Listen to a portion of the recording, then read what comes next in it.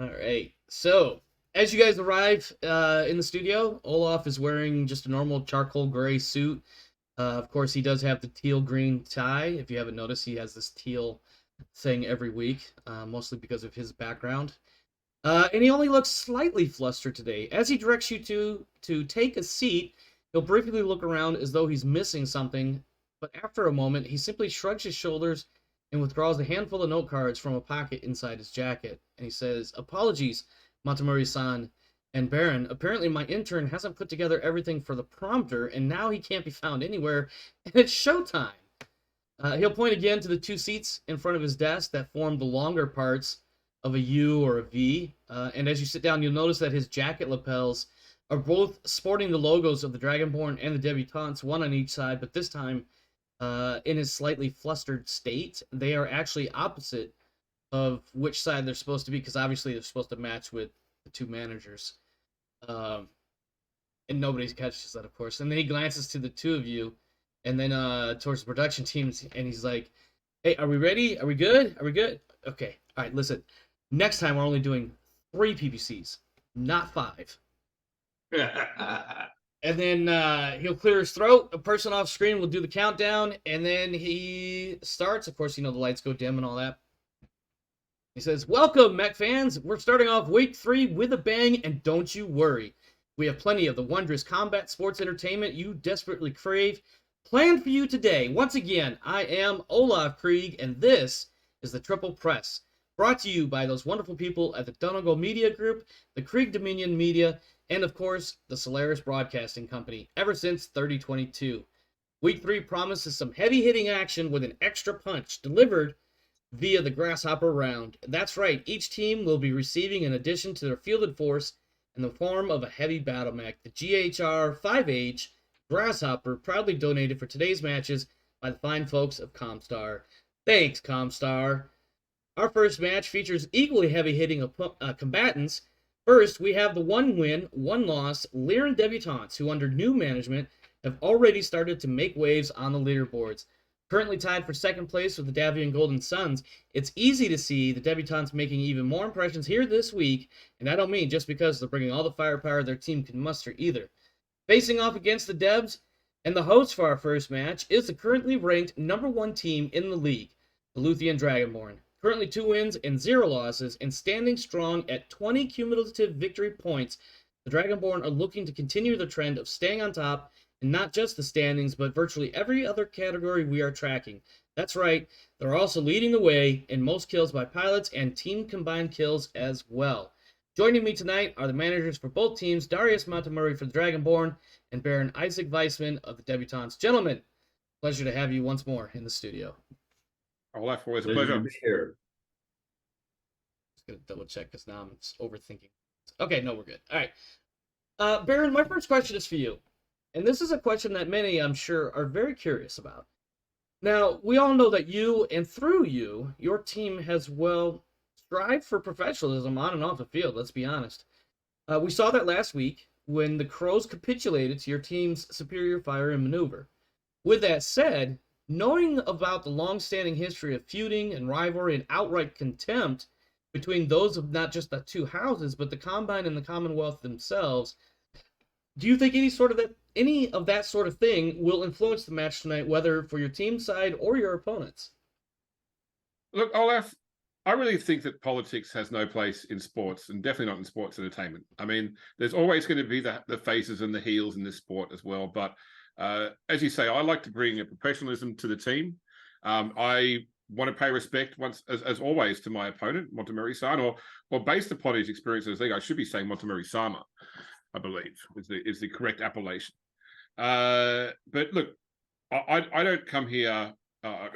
I represent our house, obviously, from a financial and backing perspective, but we are here for the entertainment of the populace. We are here for the challenge that this sport presents.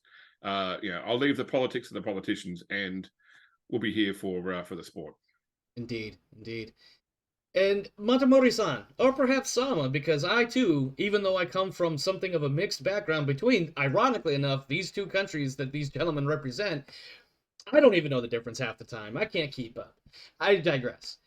We have to assume that by now, 2 weeks after the fact, that you are aware that the Golden Suns manager, Countess Skylar Hawking Davian, called out the Draconis Combine and your team in particular.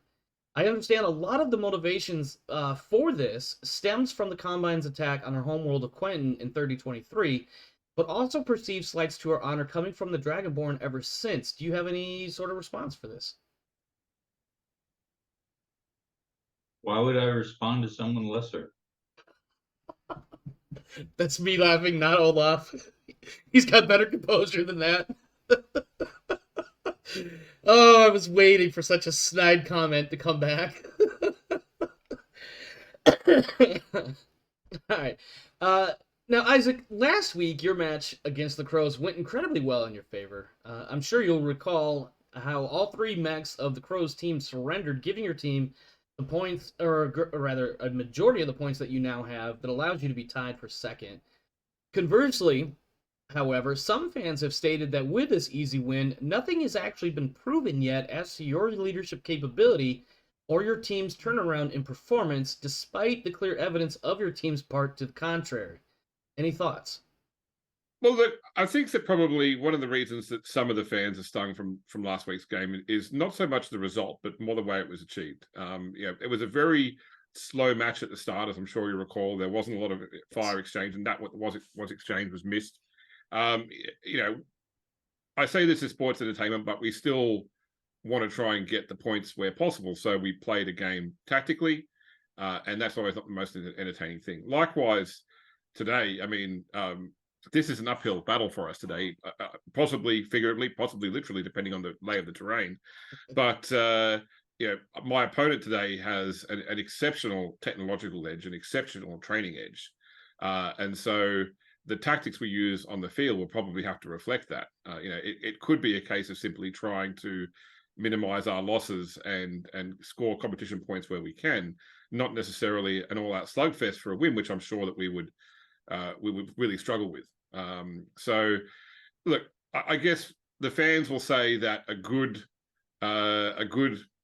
presenter or a good leader will come out with an entertaining match. I'm here to try and provide entertainment possible, but also do it in a sensible and controlled way that protects our losses and protects our overall league position. Good answer. Looking for a good presentation, but also still, this is a competition at the end of the day. I understand exactly where you're coming from.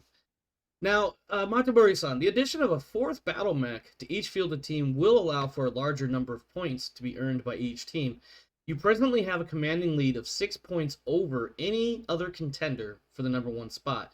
We have several weeks to go before the playoffs, of course, but clearly staying in the top position has its advantages. With all those extra points available for literally anyone, what are the Dragonborn going to do beyond their usual approach in order to ensure they remain on top?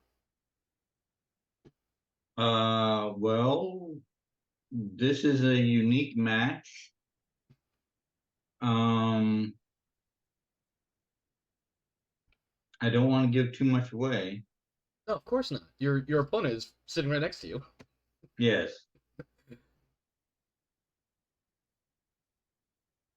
But it boils down to keeping ours alive and theirs dead. Generally, that's how that's played. Yes. Thanks for the madnism. Now, Isaac, next week your like team. Like I said, I don't want to give anything away. No, absolutely, totally understandable. Isaac, next week your team will be taking on the second expansion team on your schedule, the Rock City Wolverines. They're currently sitting at 0 wins and 2 losses, but of course, anything can happen at any time that could change the team's standing or their potential. Despite their losses, however, Wolverines appear to be a solid team if they could just get over the hurdle of being on the downside of things. Looking forward to next week, any changes in team strategy or positioning in anticipation of that match? Well, I think I'll need to watch their results this week before I can really commit to that. I've tried to watch every single one of my opponent's matches to have a feel for what they bring, how they play. I don't want to discount the Wolverines. I think that probably the thing that will hurt them the most is what machinery they have available to them on the day. And of course, their results this round will determine that as well, what they can get repaired, what money they can raise, for example. So, look, I think that I don't really go into. I don't have a single battle plan. I try to apply to everything. I try to read the situation and come up with an appropriate battle plan for that particular match. Indeed, the battle is not a one-size-fits-all sort of thing. So, and for you, Darius, next week you'll be facing the Honeybees, another team that, like yourself, are currently 2 wins and 0 losses. And in the past, they've always been hovering right around the cutoff point for a playoff performance. While they haven't earned the championship yet, some are saying that with how they've been performing so far, this could be the year the Honeybees actually surprise everybody. What are the Dragonborn doing in anticipation of that match? And besides not telling us what you're actually doing. Training. Yeah. All right. Nothing really special for the Honeybees. I can't wait to hear Mr. Labrador's response to that comment. But here I am stirring the pot once again. All right, well, there you have it, Mech fans. You heard it here, and because we have exclusive rights to the GTL, you heard it here first. Our first fight is about to get underway, so let's direct our attention to the field where the Grasshoppers are already leading their teams out just now.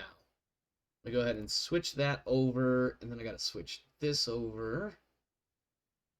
There we go. So I would have gone and put on my Steiner jacket, but it's like 90 degrees here. So No, it's all good. It's all good.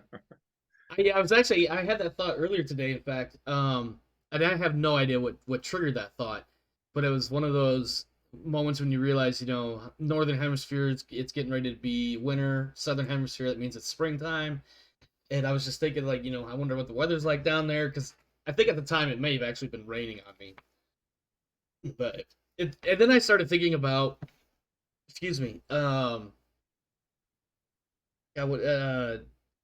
having Christmas in the summer. What would that be like? Because of course, for you, James, that's normal.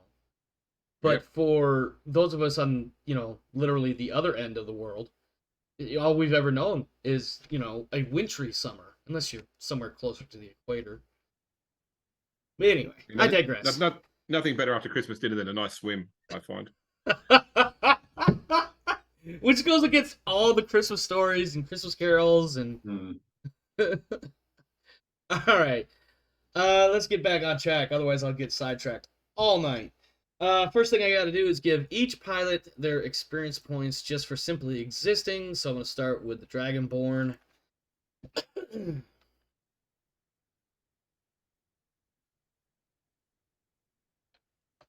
if I said only pilots, I meant pilots and techs for the 2 teams.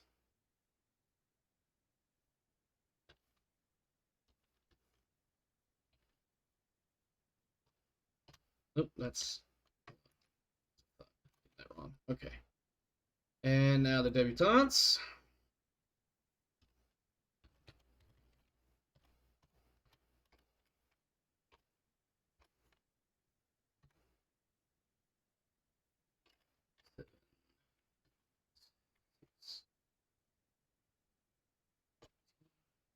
All right. And now we don't have to worry about sponsorships. That'll be week 5. Midweek events resolved first. We'll start with the home team. Darius, if you could give me a 2d6 roll for marketing.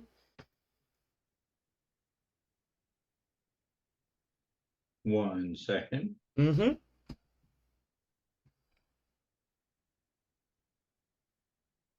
And for the viewers that are currently waiting for the results of this roll, I want to point out that both of my 2 players here are both very much interactive, or I'll just say it. They're both demonstrators. Is that the right word? For demo agents. Demo agents, thank you. I knew there was a better term, and I was just not thinking of it. For the Battletech franchise, and I'm been very much looking forward to this particular match just because of these 2 combined experiences, probably somewhere in the 50 years of Battletech. That was a guesstimate. That 5, by the way, is no result for marketing. You do have +1.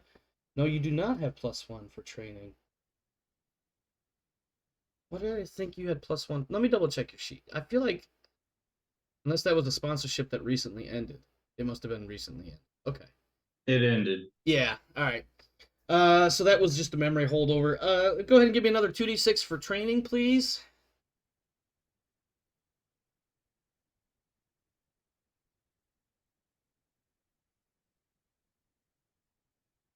And a 10. Let me get to the correct page in the rules here. That would be page 18. Make sure I don't get this wrong. Training results of a 10 adds one more additional experience point for pilots and techs that are not injured. So we'll do this again. This is the one cool thing I personally enjoy about the training midweek event, because it's basically free experience if you roll well. I can say that every single time somebody rolls well. It makes me go back into the spreadsheet to update this particular spot. All right, there we go. And then we will get to the intel in just a moment. All right, for you, James, I need a 2d6 for marketing. Please and thank you. That is, I'm going to double check this. Oh, that is also, okay. All right, let me get my brain and mouth on the same page. So Nice plus, roll. yeah, that was really good. Hopefully that's, no, I'm not even going to say it. I don't want to jinx anybody. I want this to be a good fight. Plus 2d3 wealth and a +2 modifier on your next sponsorship attempt roll. Cumulative with any other roll. The wealth, well, 6, wow. Nice, yeah. I remember when I did this in Blood Bowl. Just going to say that now. This is week 3, so other marketing, NWE, 6. And on your sponsorships, you get a +2. All right. And your other MWE was to recruit. Go ahead and give me that 2d6, please. That's an 8. And on an 8, you receive... let's see. You have a new mech pilot available. Would you like to hire him or her? Only a pilot. Look, I may as well, because I can always fire them later. Yeah. So. All right, go ahead and give me a 1d6 roll 2 separate times. The first one would be for experience level. The second time... Green with 3 XP. There you go. You were reading my mind or something. Green with 3. So they don't cost more because they're a tier 1 pilot, aren't they? So they will cost the same. Yep. Yeah. Let's see. New pilot. 6, 2 edge, no tactics, and you said 3 experience points? Yep. All right, there we go. All right. And so for the gathering intel, the home team will resolve first, and then the team that I'm not enunciating very well. Home team resolves, away team makes the choice to change first. So with that, Darius, if you could roll 2d6 for gather intelligence, please.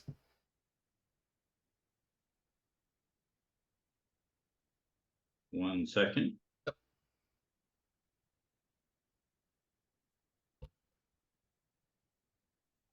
5. No. That is no result. And for Mr. James, if you could roll 2d6, also a 5. It's also a 5. Well, looks like you guys will probably have to rely on your own personal out-of-character reconnaissance to figure out who you're going to be facing off here. So the final thing we have to do now is I'm going to load the unit list. And when I say double check, I really mean for you guys to double, especially for Darius, because I threw your stuff in last minute, shortly before I sent out the invites. Pretty sure I got everything right, but just in case. Let's see, let's do this. These are Darius's. These are James. Alright, if you guys could double check your stuff, make sure I got skills, edge, and tactics, or initiative bonus correct.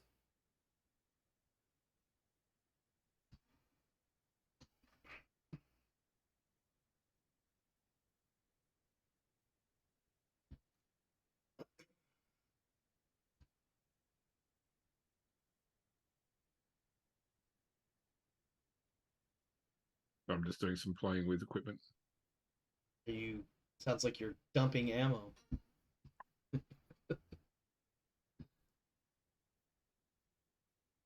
That one actually. I don't want to dump it in match like Fohammer did. I was thinking, I was like, wait a minute, that actually worked very hard against somebody very recently, and I couldn't remember if it was you or if it was someone else. I don't know why, but yeah, no, it definitely was Fohammer, and it was an Atlas that went kaboom, and then he went and bought a brand new one. So I'm like, fuck, I gotta do that all over again. In the almost last round too, if I'm not mistaken. Oh,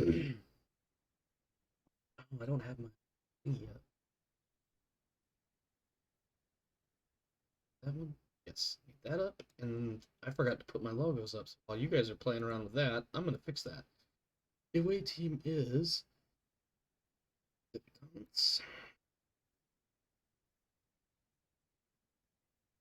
Home team. Dragonborn. There we go.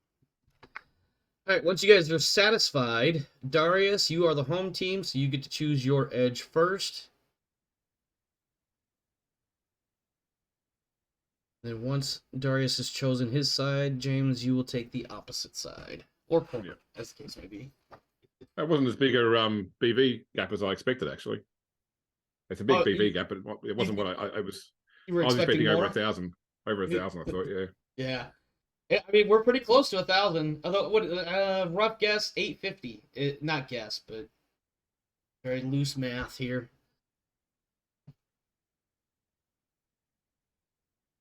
Well, our tons are the same. Yeah. Cost is almost the same. Yeah, there's about 200,000 difference in value. I mean, the one thing is the BB doesn't represent the tactic skill, which is there's not a multiplier for BB, but that'll be a big difference here because you got, I think, 2 + 2 pilots, don't you? Yeah, one. Well, I do. I'll let him answer that because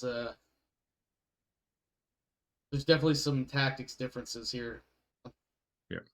And, well, is edge calculated into battle value? No, it's not. No, only piloting and gunnery is it. Okay.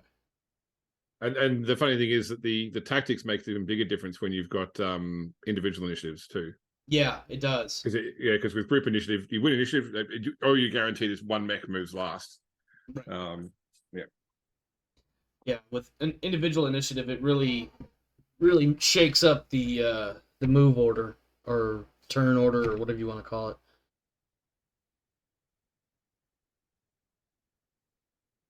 I think we're just waiting to pick sides, aren't we, at the moment? Yeah, just once I think we're waiting on Darius to complete his his review. Of course, the Grasshopper FYI, the Grasshopper pilots should just be regular pilots with 2 edge. That was the intent. And if I got anything more than that, oops. Darius, if you could choose your home edge, please, or corner. Choose deployment zone. That's the word I need to use. There you go. He's taking north. So, James, once you take south and click done, we can go ahead and kick this off. Outstanding. And away we go. Match 1 of week 3, featuring 2 players well-versed in Battletech. 2 teams that could one very easily could be strong contenders for #1 position. Wow. I can't see anything on the map until you guys start putting pieces on the board. Yeah, that's right. Luke said to do something different this time. I don't remember what it was. I think he said to put it on no team. Yeah. And I have it on no team, so I guess I just have to wait until you guys are actually on the board.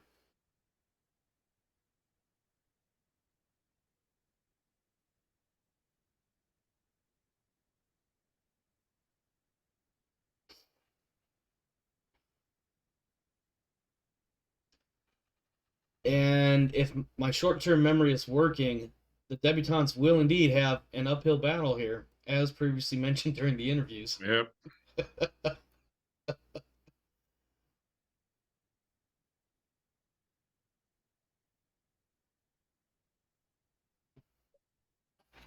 Yeah, this is way more open terrain than I was hoping for. Yeah, this is definitely not going to work in your favor. Although you have a couple of spots where you can, if not break up line of sight, you can disrupt it. Have some partial cover. Doesn't make much difference with 0 gunnery skill. No, no, it does not. It does make it a challenge.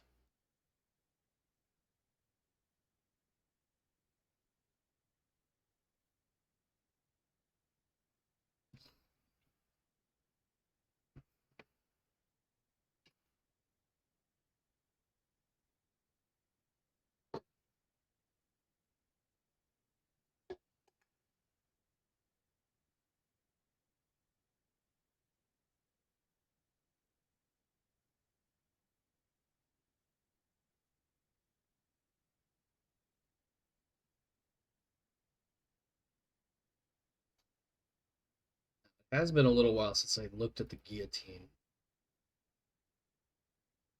It is a favorite mech of mine. I mean, It's a pretty decent build, at least for weapons loadout. Armor wise, not even just bad. like it's just its look and its lore, so. That much I don't know a lot about. But I do like the weapon load. That's a pretty nice. I mean, I do favor one over the other as far as the weapons categories go. Mostly because I kind of think like a mercenary in some ways.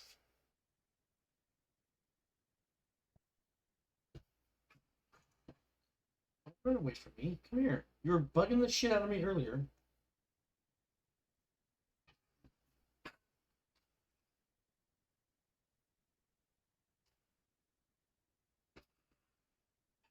Damn it. Where'd you go? What are you doing? My cat is wandering the living room at the moment. No, now he's fixated on something. He's just being a cat.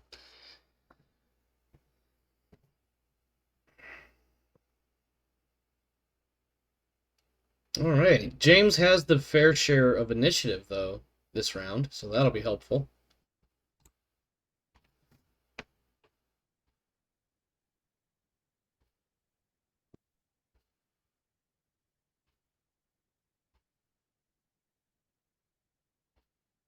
Away we go.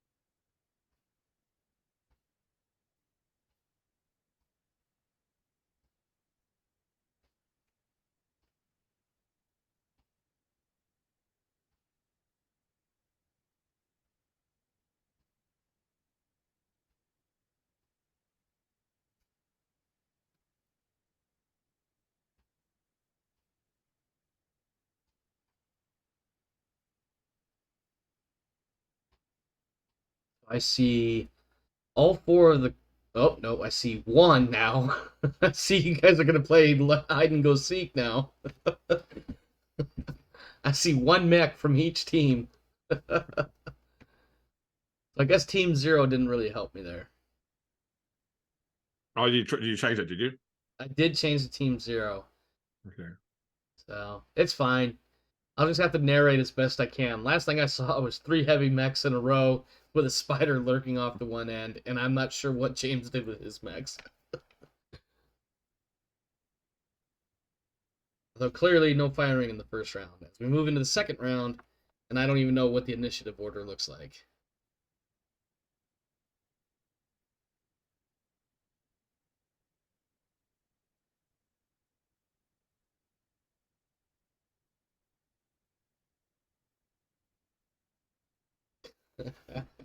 The overhead blimp. God, we can't call it Goodyear. The not bad year blimp flying overhead is not capable of actually getting very good signal returns on the different mechs. No, we got to come up with a better name than not bad year. Positive return year.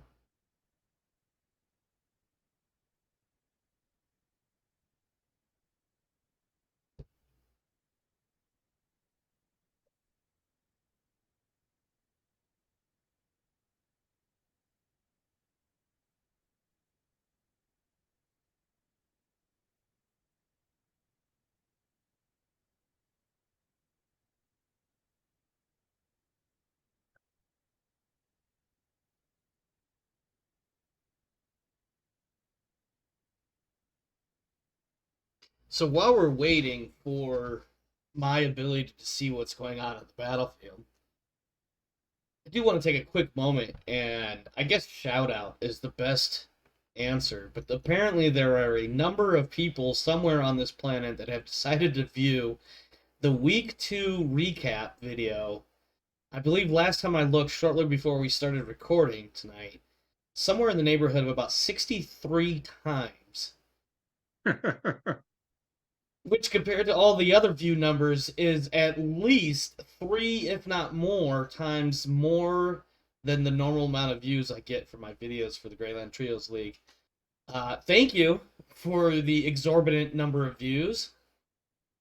To everybody watching this video, if you're enjoying the show or the series, please consider a subscription, maybe a comment, maybe a like, or even better yet, get on the Discords and tell us how we're doing, or interact with us. Yeah, that video blew up. I've had a couple of videos do that. So which one was it again? Oh, the week in review thing. Okay. Yeah, the week 2 review, which week 1 review only had 8 views, which don't get me wrong, like I'm not hunting for views. Like I get what I get, but I do keep an eye on it just out of curiosity and whatever, and depending on which match it is, it'll get anywhere from 8 or 10 to 15 or 20 views, and then all of a sudden this recap video's got like 60 something views. I'm like, Jesus H Christ, calm down, man. Thank you. I really do appreciate it if this is a legit person, even if they're just clicking the same video over and over and over.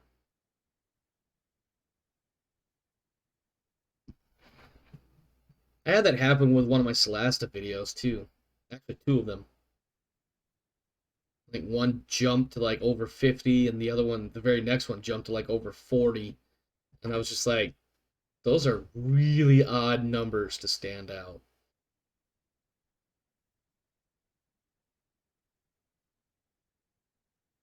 So based on my tactical assessment at the moment, it appears as though we're playing literally a game of hide and go seek. Except you don't really hide, you just try to stay hidden. Not necessarily in the same location. I'm going to start John Maddening this.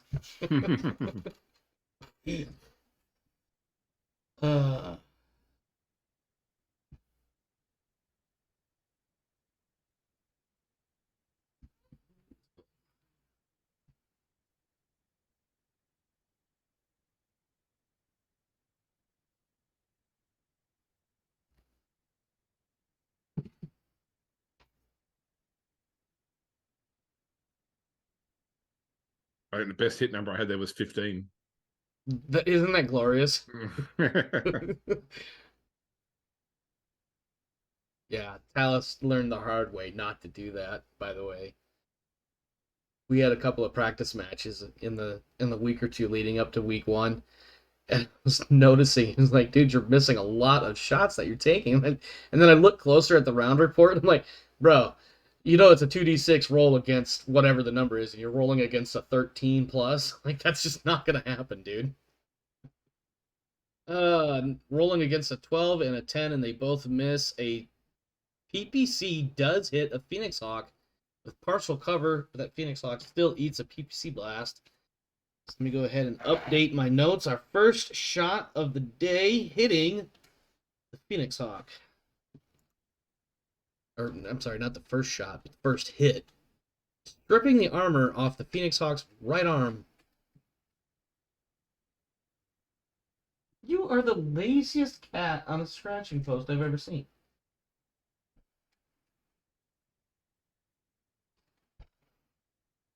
Cat is literally laying down and reaching up this to claw at the scratching post.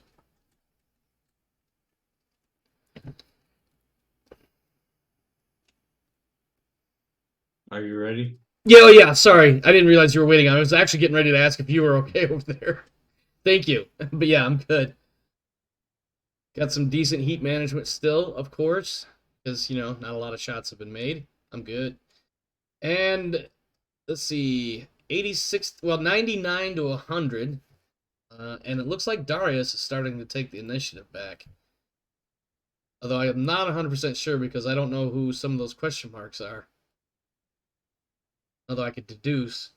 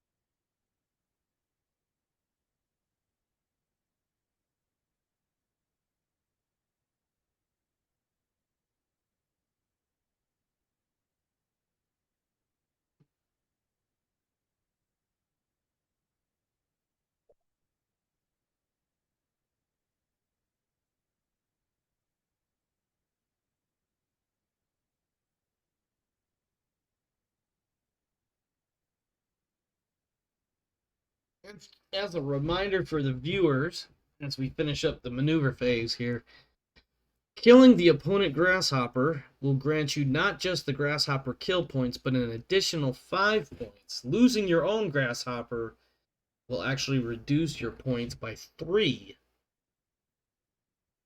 So the idea is to kill the opponent grasshopper while defending and preserving your own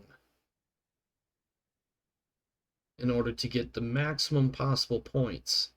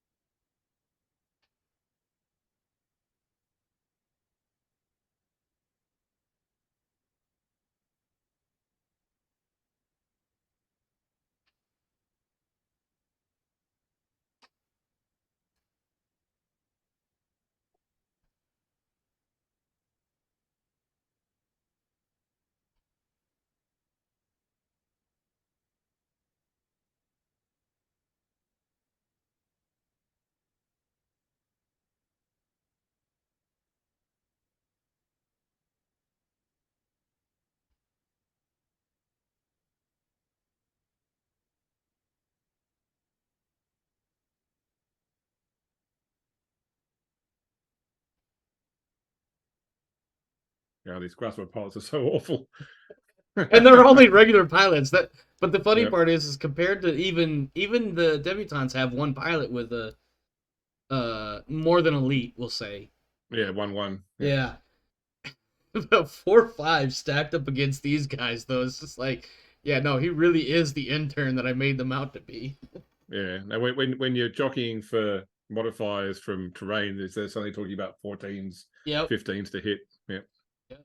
I had a match with Darius a while back where I think we agreed to go with regular pilots or whatever, but man, was standing still trying to shoot something jumping 7 hexes, and the best number I could ever get was an 11. I was like, man, fuck this.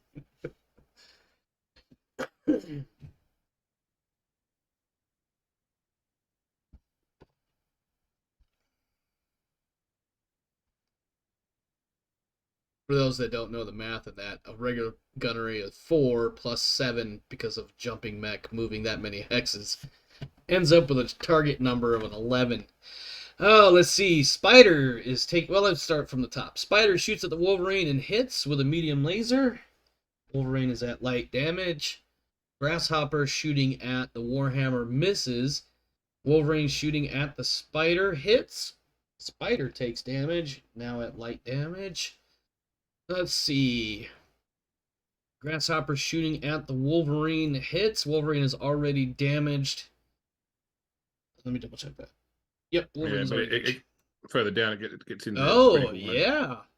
This is why the Dragonborn have more than one spider, by the way. Let's see. Phoenix Hawk shoots at the spider and takes out an internal critical slot. So the spider is now up to heavy damage. Guillotine shoots and hits the spider as well. Warhammer shooting at the dragon, or excuse me. Wow, this is really going to confuse me. Grimdark James is in red, but he's representing the debutantes. That's not going to be confusing at all. Ooh, an ERPPC straight to the debutantes Grasshopper CT. So that Grasshopper is now light damage. Warhammer. Oh my. Let's see. Edge used for reroll. Let's see. Wolverine definitely is moderately damaged. Is that AC5 gone? Yeah, the AC5 is out of commission. Okay. Because sometimes the way it reports for an edge being used, it's a little confusing. It would have hit the ammo. It re-rolled from the ammo to the Oh, weapon. yeah. Gotcha. Okay. So Wolverine is also heavy damage, losing internal slots. Or not just internal slots, but critical slots. All right, there we go. I'm good, Darius. I think. Hopefully I didn't miss anything. That was a lot in that round. Holy cow. And we have the physical phase. The spider kicks the Wolverine, scores a hit on the right arm, internal structure.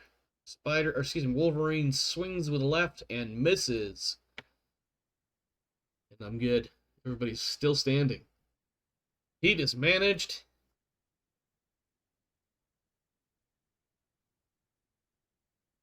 But the Phoenix Hawk at 60.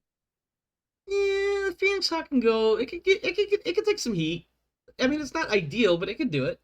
It's not the one with machine guns, at least. Yeah. Let's see. 98 to 94 in battle value, moving into round 4.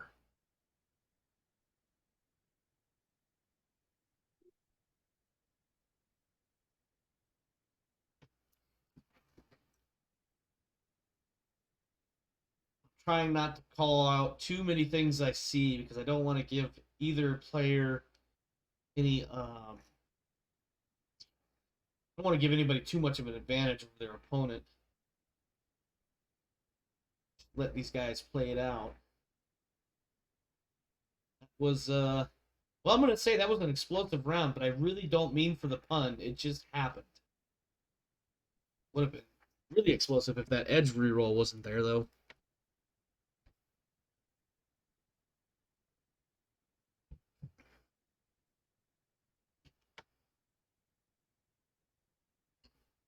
But you know, James, at least you have the one cool sponsorship. The one that is arguably among the best. -5 wealth to your maintenance and repairs. Yep. That's almost like having Comstar come and fix your shit for you.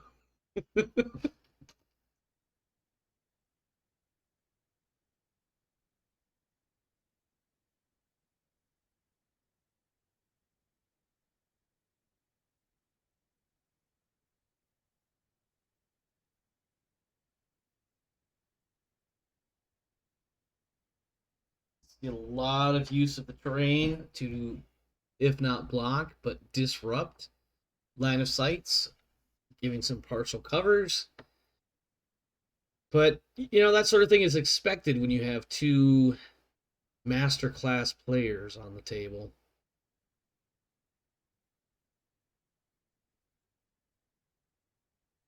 As I believe James said a moment ago, jockeying for every modifier you can get your hands on.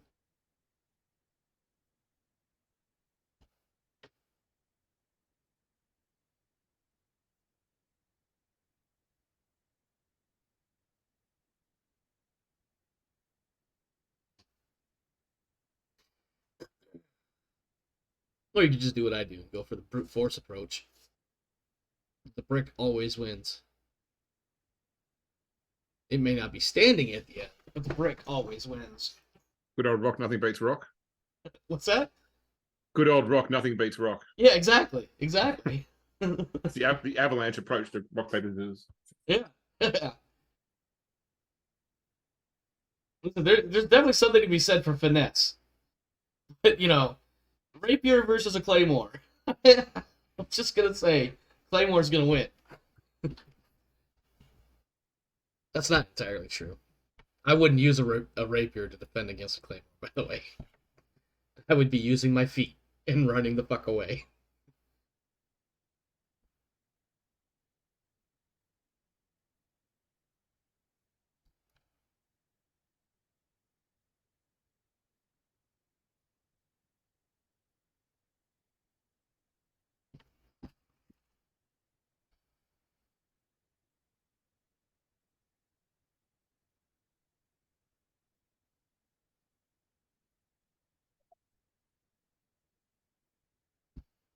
I like how the tables have turned, terrain speaking, or terrain wise, I should say. How somebody else is now doing the uphill climb.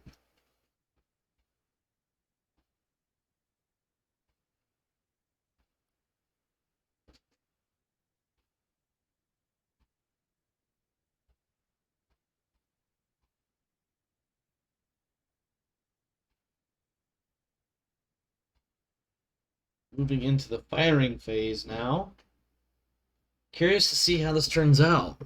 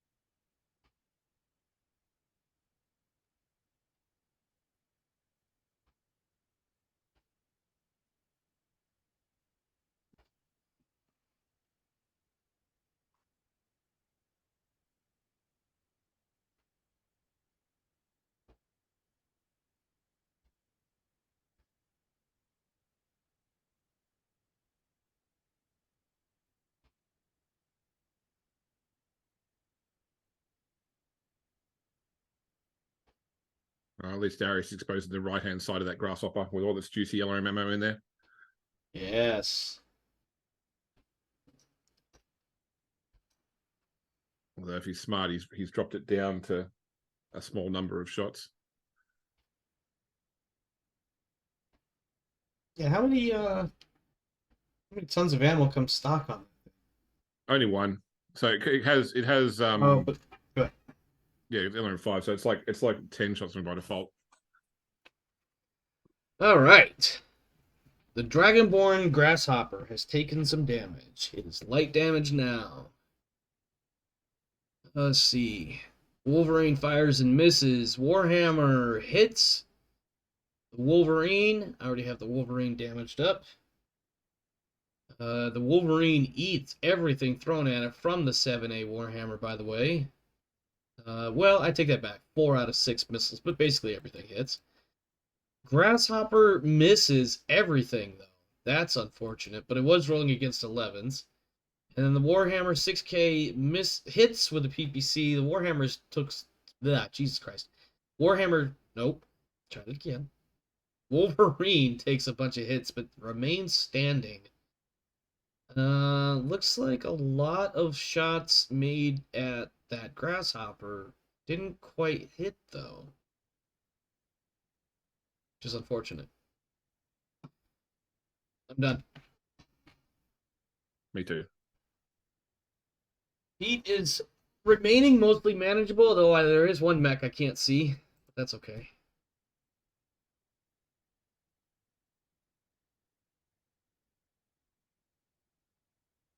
And Darius gets the lion's share of the initiative. After a highly contested roll-off between a Warhammer and a Guillotine. What was that, like 3 rerolls?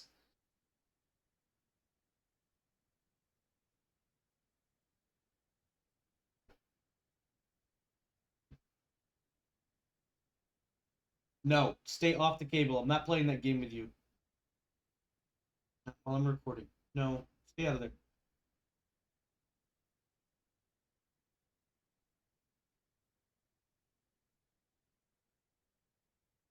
You be nice. I'm trying to pet you.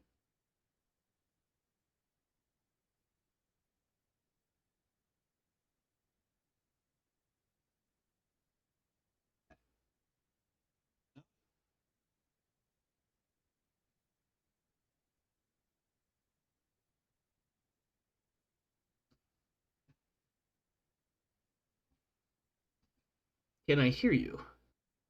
You can hear me? Good. Wasn't sure because the cat started to go after the cables, so I had to distract him a little bit. Got some movement. Got a sensor return. I think this round could have some significant fire exchanging.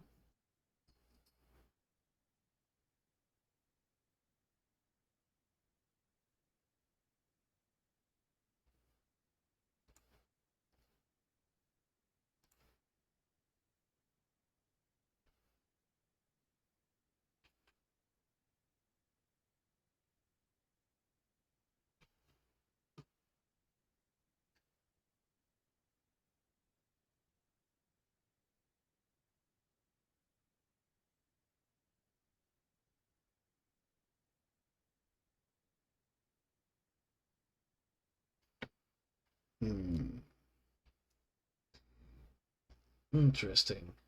The spider hasn't moved yet. Always, always dangerous for the spider to be moving near the end.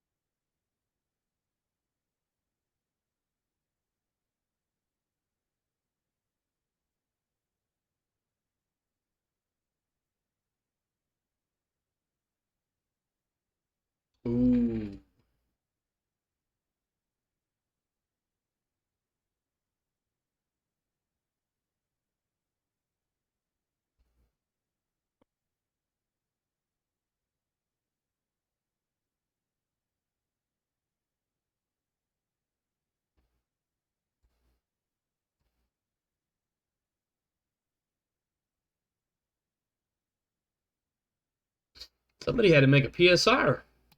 Yeah, Wolverine jumping in the water. Ah.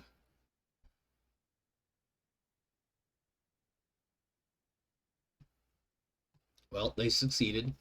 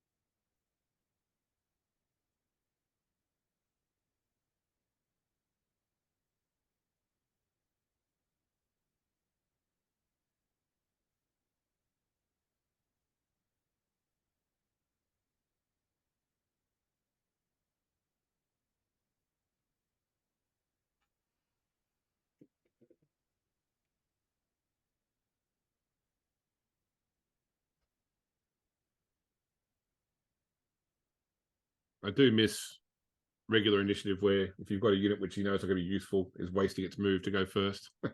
Yeah, I've had a few times where I've really wished for something different, but I really appreciate the individual initiative for the role playing, but also if you're going against the bot, I feel like having individual initiative kind of helps speed up some of the processing because it can only calculate so many moves for that one piece, I guess. I don't know. Yeah. Let's see. Right torso blown off with a spider. Spider, I believe, is already at heavy damage. It is. Let's see. Everything at the guillotine so far missed. Spider takes a bunch of hits. Spider loses foot. And internal structure on the center torso. Warhammer at the guillotine hits with 2 ERPPCs. We got a head hit re-rolled by that would have been a pilot kill. Well, no, not necessarily. That would have been a head crumpled.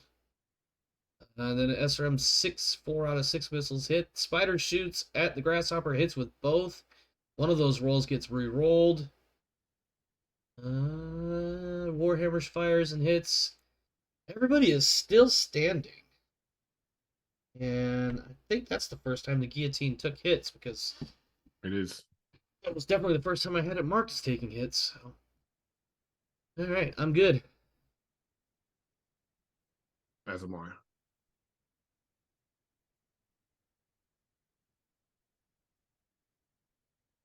All right, the physical phase. Really curious to see how this one turns out. I guess the Grasshopper couldn't have punched because he used his weapons on his Yeah, arms. weapons, yeah, that's right, yeah. I was really hoping for a punch on that spider, I'm not going to lie. Oh, my son's pop-up got in my way. There we go. All right. Got that Steam notification that one of my kids is playing on Steam. Let's see. Warhammer 7 at 11 heat. Phoenix Hawk at 9 heat. Got some heat buildup out there. Warhammer 6, then the Spider, then I'm going to go with one of James's mechs. Grasshopper Dragonborn, Phoenix Hawk, Grasshopper Debutante, Warhammer Guillotine. This also could prove to be a good round. 89 to 94 in favor of the Dragonborn at the moment.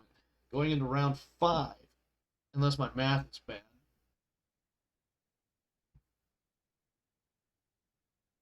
Going to round 6. Yep. Listen, I'm not gonna lie to you. My math can always be bad. It never hurts to have a second brain do that math for me.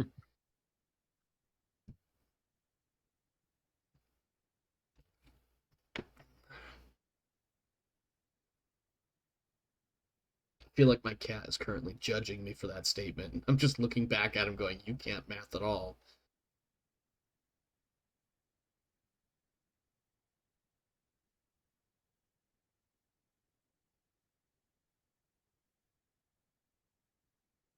Now the question is that Spider going to withdraw?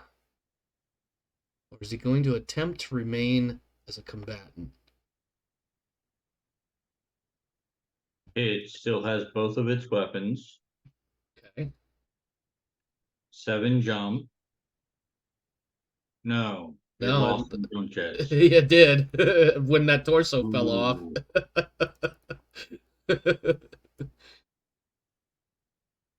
Oh, he lost 3 of them, so that's a big kick in the dick right there to go from 7 jump to 4. Yeah. And your center torso is no armor. I know what my decision would be, but it's your call. And because you guys are players, you don't necessarily have to follow forced withdrawal rules. Not that the GM follows them exclusively either, but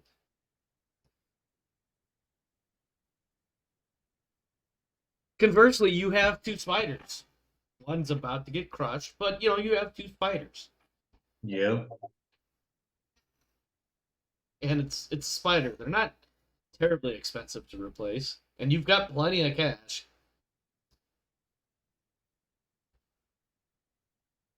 James, did I tell you about the battle of deep pockets? I don't think I did. No. In our first season, the late 30-22 season, around about like week 3 or 4, the debutantes weren't doing too badly. If not win and loss, they were not doing badly financially.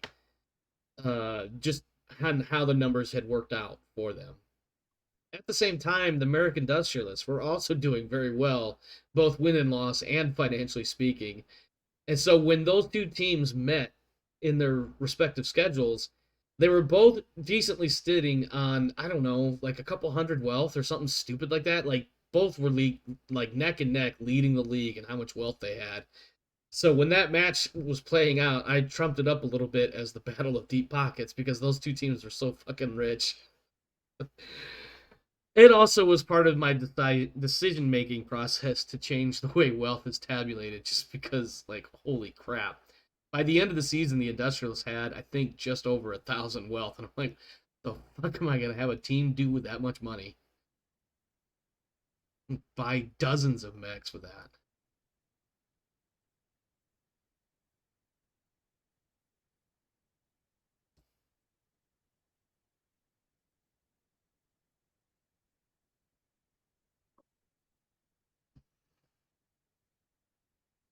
I do love it when Mega Mech leaves body parts on the floor, on the ground for you to represent where parts of your mech fell off.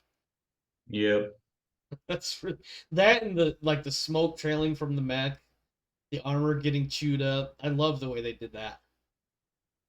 It was a nice touch.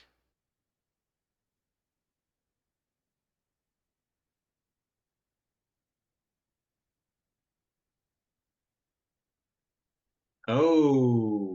Oh, que interesante.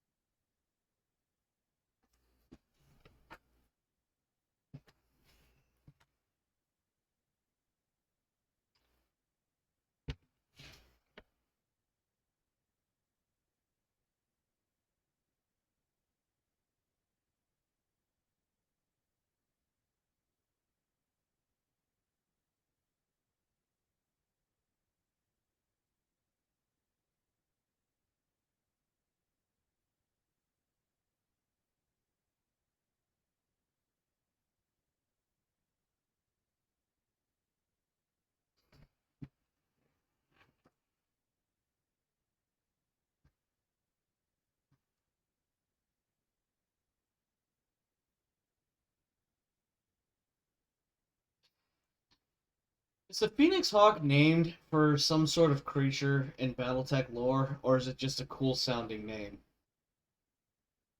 I don't know, because it goes back to, it's one of the old Unseen mechs, so it goes back a long way. Yeah. Because what you had, it was at the same time you had like the Wasp, the Stinger, Yep. the Or the Valkyrie. yeah, arguably the first run of battle mechs, I think. Yeah. I was just picturing in my head this literally this bird-like thing descending on a spider because it's like, ooh, yummy, because of the DFA. And then I was looking at the name and I'm like, Phoenix. Well, Phoenix is obviously a bird creature, and obviously a hawk is as well. I wonder if it was meant for some sort of lore reason for it to be named like that.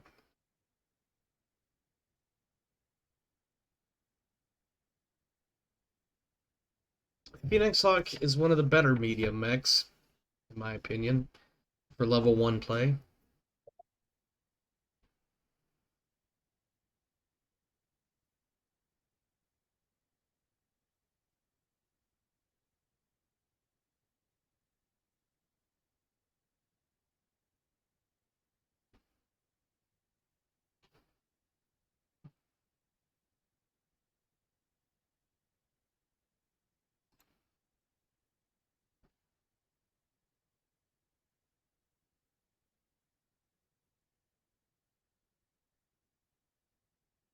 Alright.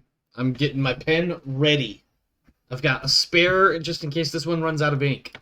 I'm expecting some big markups after this.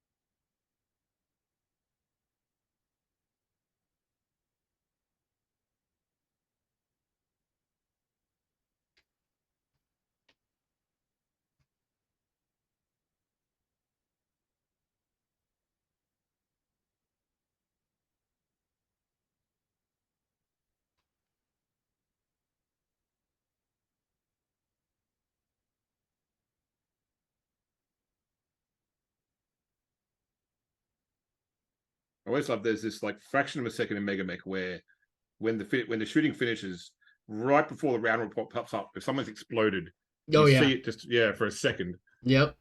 And like, oh, something big happened. Yeah, you start looking through the report trying to find that one thing and you miss all the other things that might be, not as important, but equally important to be aware of.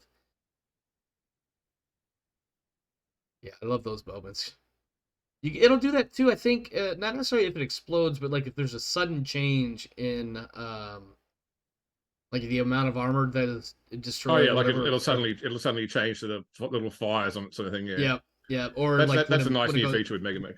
Yeah, or if a mech will go prone if it pops up, or not pops up, but if it gets knocked down, you can sometimes see that prone tag pop up.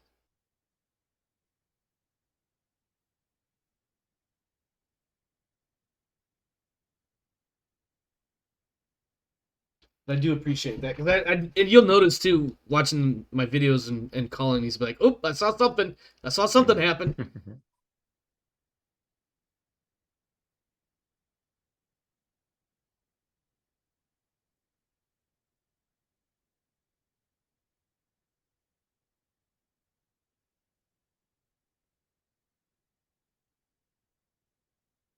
Oh, spider is crippled with SRM-6 shot. Nope, sorry, that's a medium laser. It hits the engine, so that spider is going to be crippled at a minimum by the end of the end of this round. Let's see what else happens here. Grasshopper firing on the spider and missing with everything. Ignites a fire, though. Congratulations, you missed with everything, but you started a fire. The Environmental Protection Agency would like to have a word with you. Let's see. Guillotine firing on the Warhammer hits everything except a single medium laser. So let me go ahead and mark up that 7A if I haven't already. Let's see. The 6K firing at the Grasshopper. Hits with one of two PPCs. Spider firing on Wolverine. We do get some hits. Grasshopper firing on a Phoenix Hawk. Missing. And the 7A firing at the Guillotine in response. Hits. I think I got everything there. I'm not going to lie. I was kind of expecting a little bit more, but maybe I just need... I was just going to say, maybe I just need to be entertained more. Like, I don't know. I was trying to go Are you not entertained? Yeah, I was trying to... That's the direction I was going, but I was like, wait, that's still not coming out right. I'm good, Darius, by the way. I just was expecting more booms. And there it is! Spider killed by the Phoenix Hawk. Let's see. Phoenix Hawk pilot, that is Clift. And it got bogged down at the last moment. Phoenix Hawk did? No, the spider got Oh, pushed the spider in. As the blob got pushed into a vortex. He gave him a Highlander burial in a very literal sense, except it wasn't a Highlander. Yeah. Oh, fuck, I'm too easy. Okay, so now I am entertained. Thank you, James. Thank you. And the Phoenix Hawk is still standing. Congratulations. Alright. That definitely would have crippled the spider if it wasn't already. We did get a hit on the engine and the gyro. But, otherwise, I'm good.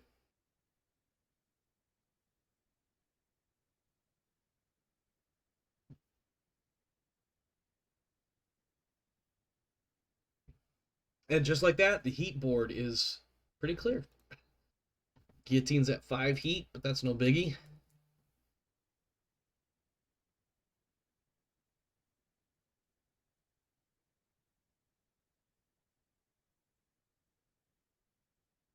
I gotta click done. I wasn't paying attention. Let's see. Oh, no, I don't. Oh, no, the Phoenix Hawk's on fire. It's 85 to 87 still in his favor.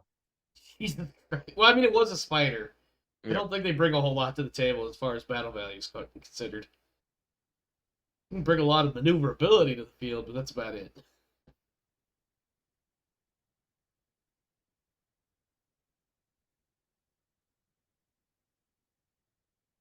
Moving into round 7 now, I believe. Yep, round 7.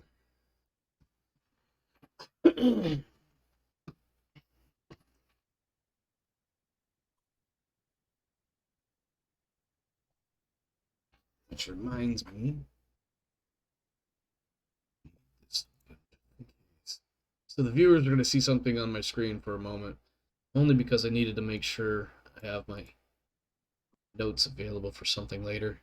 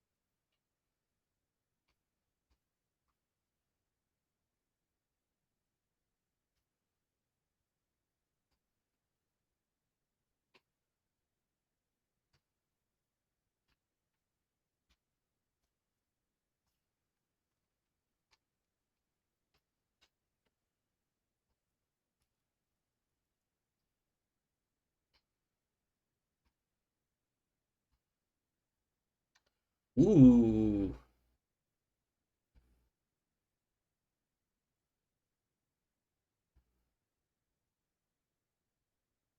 Most interesting.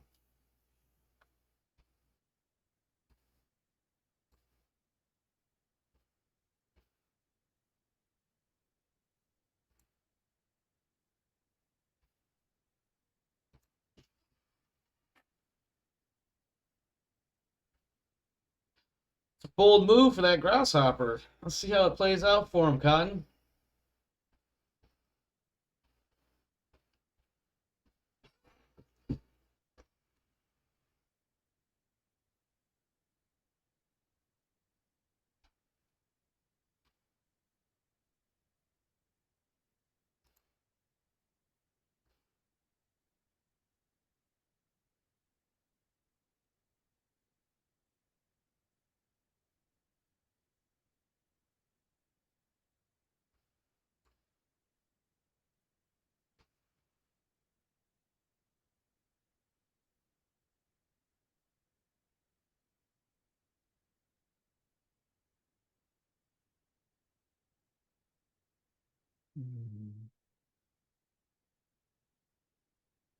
James is, I believe, attempting to figure out where best to put that guillotine. The guillotine had a really nice position last round, but this round is kind of in a stuck spot. That's just my opinion. Take it for what it's worth, I suppose.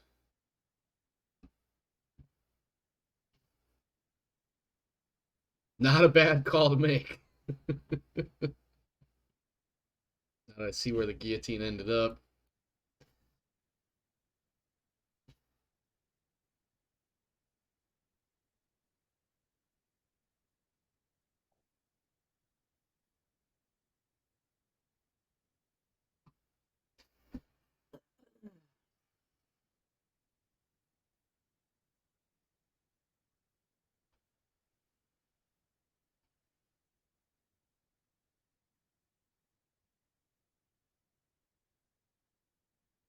I'm not sure why the 6A is in sight. So the 6K is inside of the guillotine because the guillotine's on 0 in front of level 2.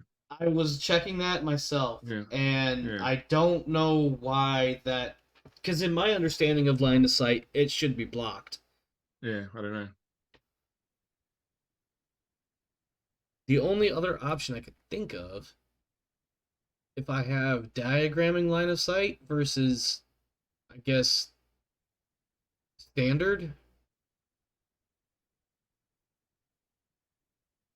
That could be really bad for the guillotine then.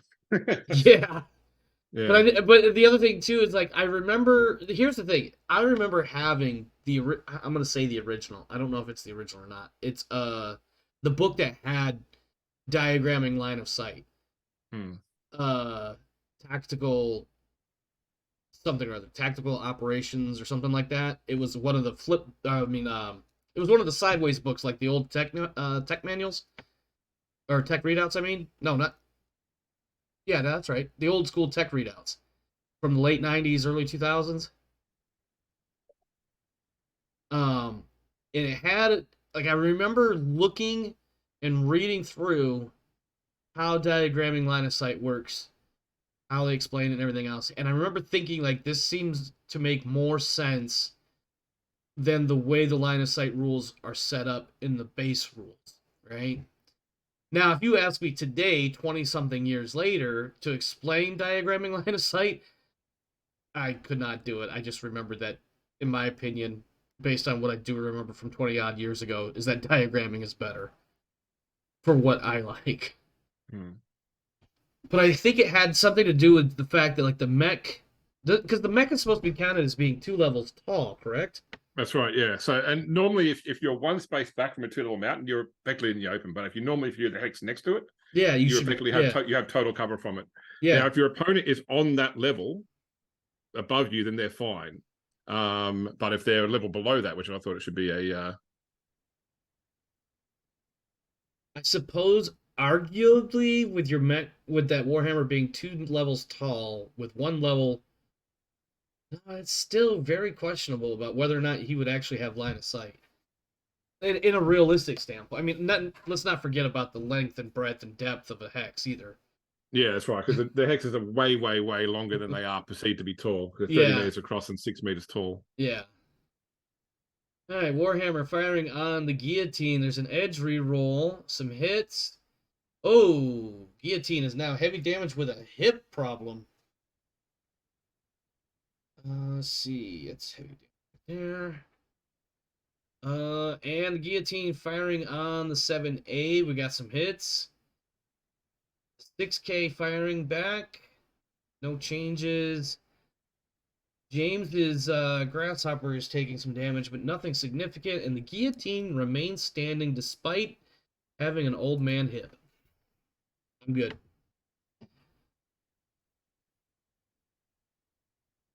Speaking of hips, well, this is more indirectly related. Sciatica, the sciatic nerve, the problems associated with it. Ay vey. One of these days, I'm gonna have to stop being the delivery driver, literally because I just physically won't be able to do it anymore. Got a bit of a fair spread on the initiative there, it looks like. Maybe not. I don't know.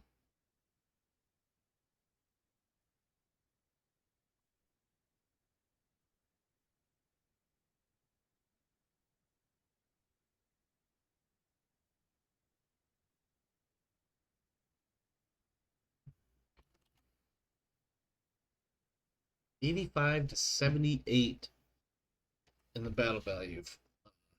Wait.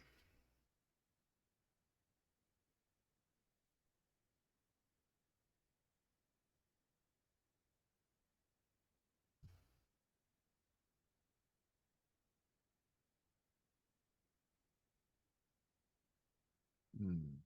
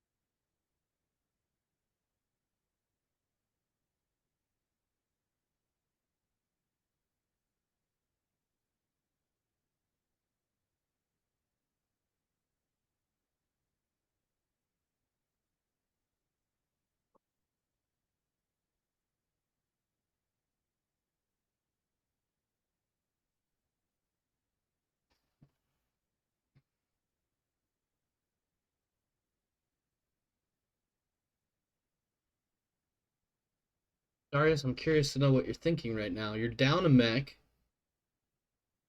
You seem to be in a position of having more armor across the board, but the time limit is catching up to you. What are you thinking right now?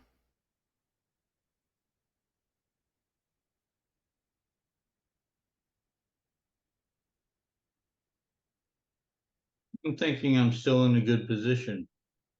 Oh, you're not in a bad position at all. I'm just curious what your thoughts are. I'm sure you're not going to want to share because you don't ever want to tell anybody what you're thinking when it comes to what you're doing in a match. You know, letting out trade secrets and all.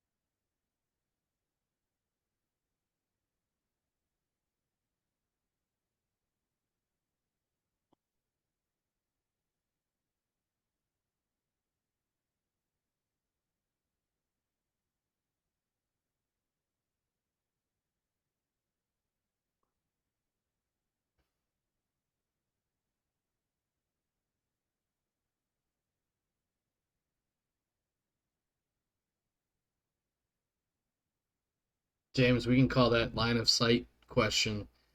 We'll categorize that under faulty holographic projectors for the terrain. What are we talking about? The GTL doesn't have that kind of a budget. That's real ground out there.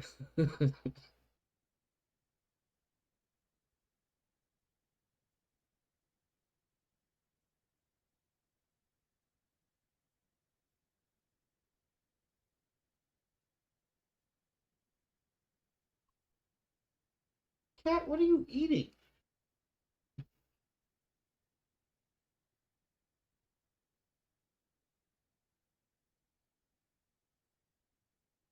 I'll be right back. I gotta check on my cat.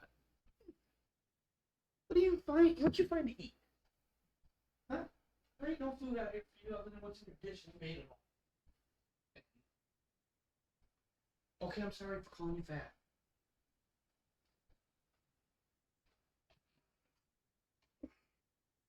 I heard a crunch from the kitchen. Sounded like the cat was eating something, but uh-oh, somebody got breached. Oh, fuck. I was breached. No, I dived in the water. I forgot I was breached. Shit. Ooh, that's going to be a problem. The Wolverine, huh? No, the guillotine. Oh. It went level 2. Oh. Yeah. I didn't see the guillotines move. The guillotine and the Warhammers fell off my screen, so. Uh-oh. Can I hear you? Yep. Okay, good. Yeah, I got close to the cables again.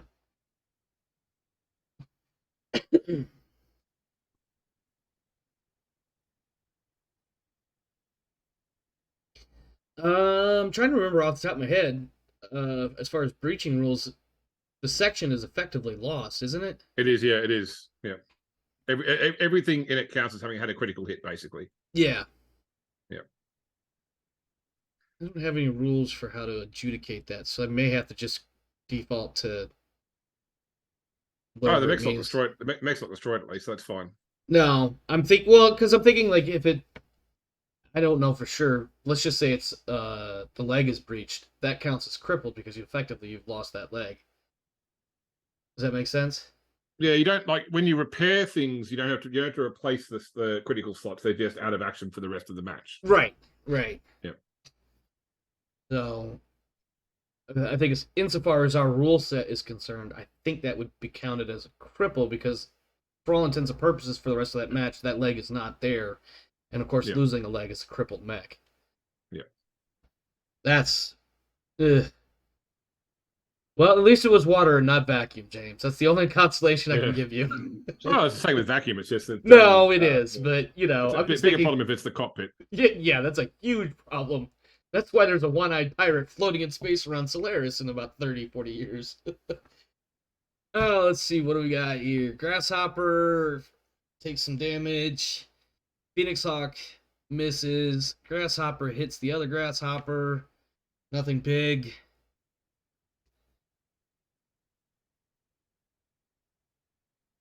I'm good. There wasn't a whole lot to report there, unfortunately. And I can't see the Wolverine right now, so I can't really. I mean, I believe you, of course, James, but damn it! Oh, we got a grasshopper falling over from missing a kick. That's and you were kicking from an elevated position, weren't you? He was, Yeah. Yeah, the Anakin Skywalker rule definitely did not work for you. That five piling skill is hurting you there. Yeah. We got a Phoenix Hawk at 9 heat. I don't know anybody, basically any other mech. Although I think that Wolverine is going to be nice and cool right now. Sorry, James. I thought it's the guillotine in the water. Oh yeah, I don't know why I keep saying Wolverine. Yeah, and the Wolverine's in water, but it's not breached. I think that's why. I saw the Wolverine in water. I didn't see the guillotine. 85 to 73 by battle value, but I think the match is going to go a different direction. I think it's going to be based on kills here shortly. Unless something changes.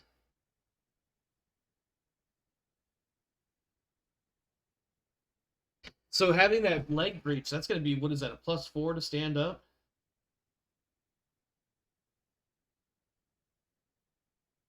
What's the grasshopper got? I think it's got no internal structure damage, does it? The grasshopper? No, its legs are fine. No, I meant the guillotine. Well, the guillotine's not prone. Oh, never mind then. Yeah. I assumed he was. That's my bad.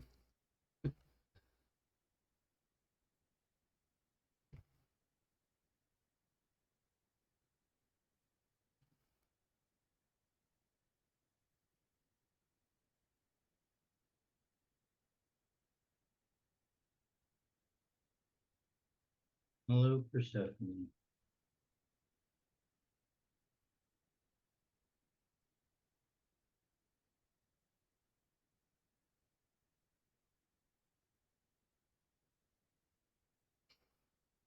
Round 9. I thought it was round 8. Let me double check. Maybe I'm silly. Nope. Initiative phase Oh, for round no. 9. 9. Okay.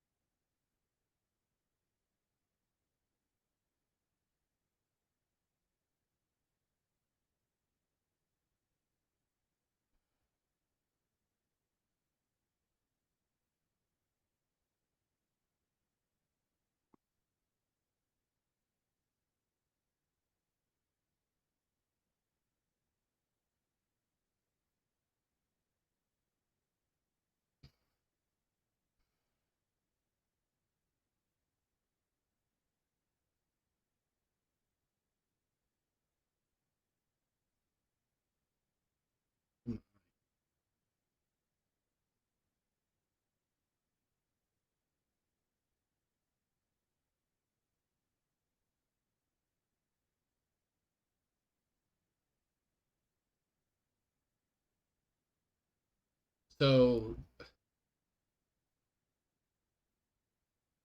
okay. So the line of sight rules are still a little wonky. One Warhammer can see your grasshopper, James. The other one cannot. But it could be because the two mechs are on the same level of terrain. I might be wrong on that. Not 100% sure.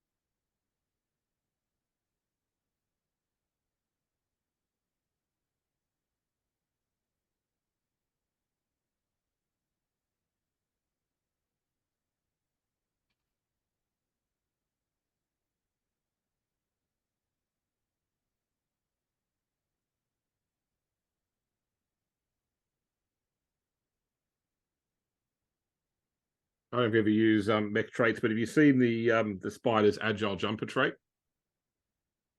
I have not. So the spider, if you're using mech traits, has a trait which means that whenever you jump, it automatically assumes you took the longest route to get there. So even if you only jump like 1 square to one side, it assumes you did a giant 8-square loop, basically, Right. and came back to that one spot. Yeah. Oh, so does that like add to the Yeah, evasion? it treats as though you move that far. So Oh, okay. Let's see. Dragonborn Grasshopper takes more hits. Dragonborn Grasshopper takes a little bit more hits. Phoenix Hawk taking internal structure. lost a leg. Did you? Yeah. Must be later on. Yeah. Let's see. Internal structure, left leg. structure. Phoenix Hawk taking more damage. Left leg section destroyed. Phoenix Hawk is crippled.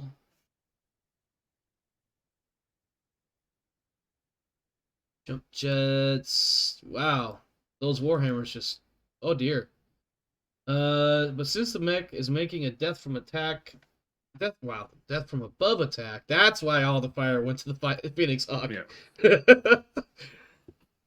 Oh, man. Let's see. Phoenix Hawk falls flat on its backside. Left arm destroyed. Lots of other critical hits. Hey, but the pilot's okay. That's impressive, actually, after all of that. Let me just pummel you with all my weapons and ammunition, and you fall over. And no, but I'm still okay. I'm good, by the way.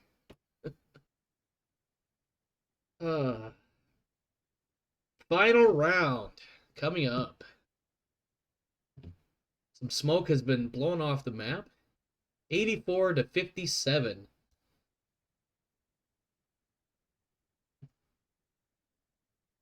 So does that Phoenix Hawk count as kill? Not yet. Not yet. Okay. Now, if James decides to eject him, that'd be a different story. Yeah,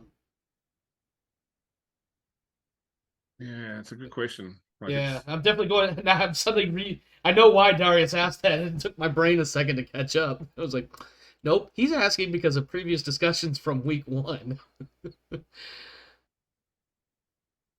Though this is a player versus player match, Oh, what? and Oh, fuck. Oh, shit. I thought the wrong mech that was going on. Damn it.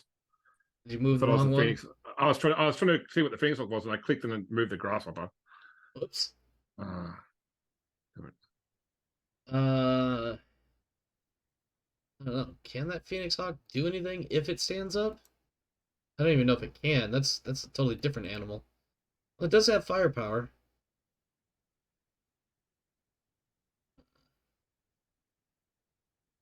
It does have heat sinks.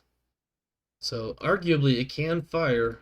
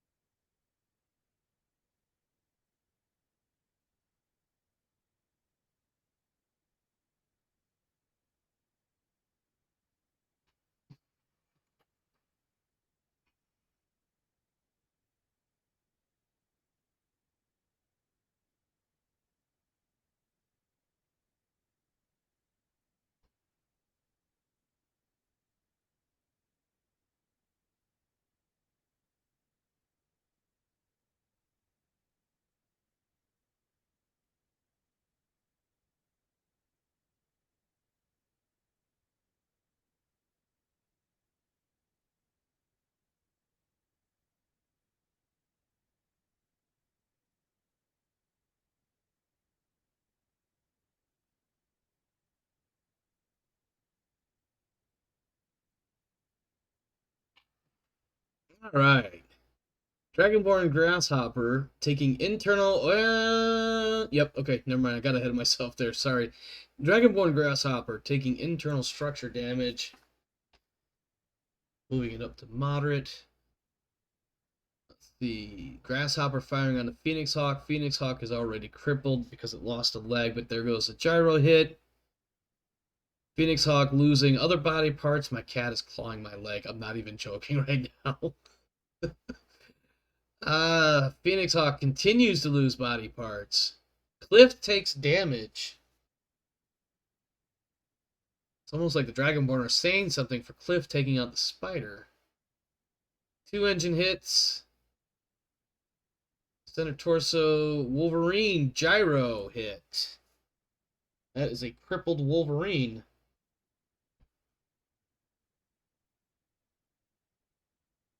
Section destroyed on the Wolverine. Wolverine falls over. Pilot is okay. We have a physical phase. I'm good. We will do. Yeah, you'll be able to kick. You'll be able to kick if he gets his kickoff. It's basically he'll get the match. That's what it sounds like. Yeah, I needed him to foul that PSR from all the. There it goes. There we go. There it is. Yep. Phoenix Hawk destroyed.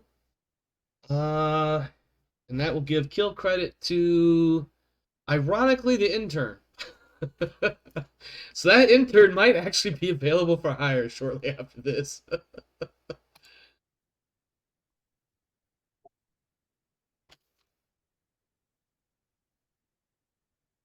Whenever you're ready there, Darius, go ahead and click it over. Didn't even shut down. Nope, it sure didn't. Got really hot in there, though. All right. Let's do some victory point calculations. According to Megamech, that was a draw. So that's 2 points each.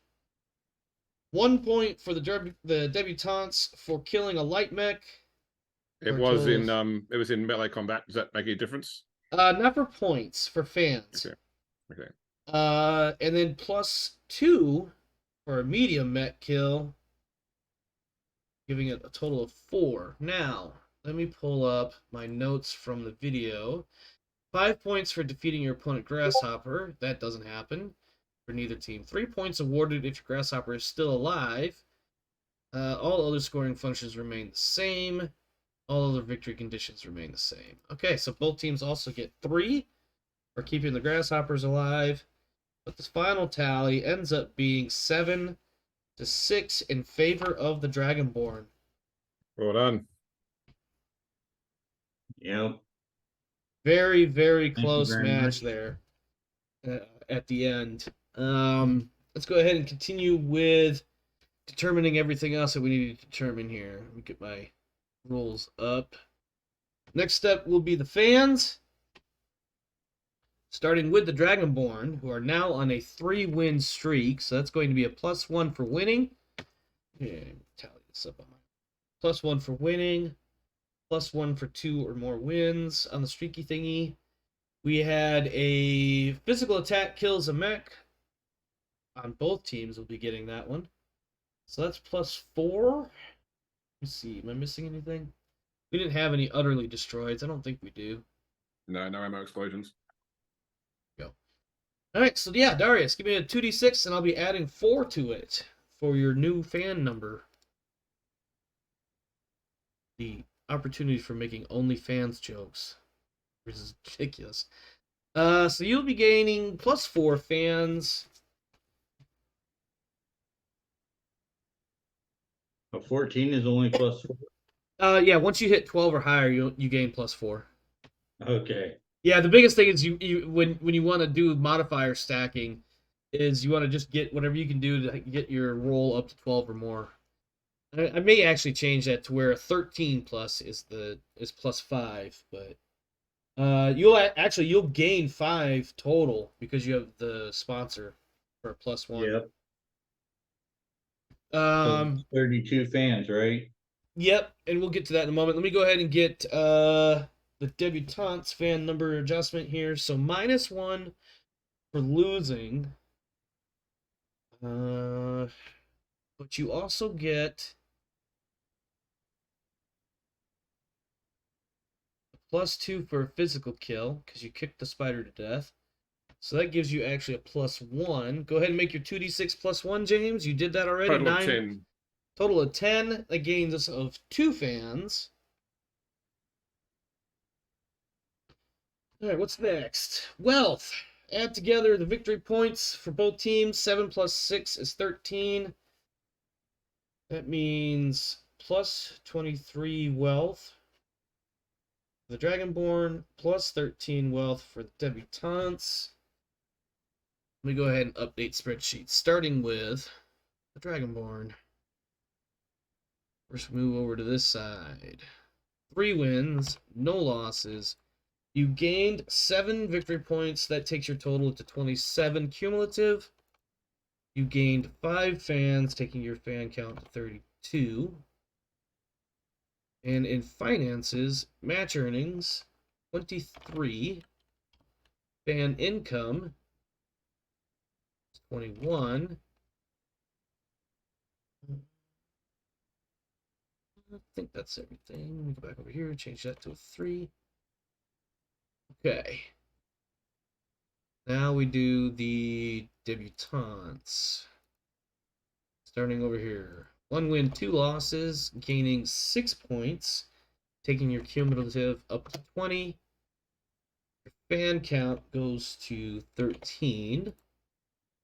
Finances, you earned 13 wealth from the match. You gain 12 wealth from your fans, putting you in a pretty decent position despite your current win-loss record. So, What'd you say my cumulative BP was? I'm gonna double check it, but I believe it's 27. Correct. Because you had 20, and you gained 7 from the match. Okay.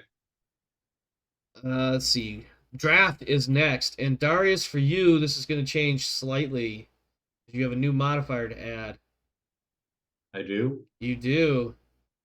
You're going to roll 2d6 plus 1 for winning the match, plus an additional 2 on a 3+ win streak. So you're going to have a 2d6 plus 3 on this draft roll. Crap. Yep. Listen, you do well, and other teams are going to be like, I want his players. 6 plus 3 is 9. And on a 9, you have a 1 pilot and 1 tech quota to fill. So let's go ahead and start with your pilots. You have 1 tier 3. Go ahead and make me a 1d6 roll. On a 3, that 1 tier 3 pilot is gone. That was too many numbers, even for my brain.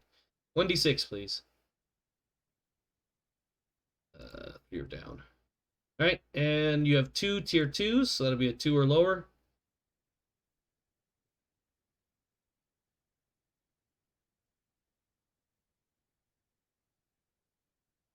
Uh-oh. Shit.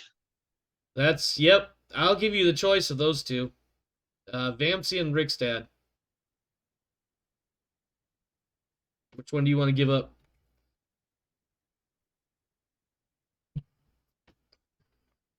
I know those are some really important names for you.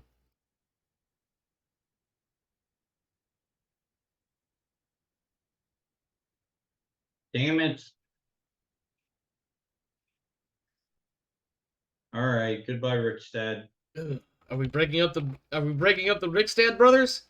Yep. Well, let's see what happens on the tech side. You have 2 tier 3s, starting with Lozano.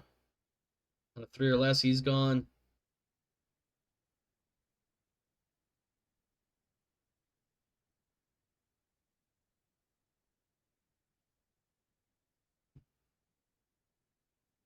He's good. And then the other one is Laurent. 3 or less, they're gone. Safe. Rikstad Chris on a 2 or less, he is gone.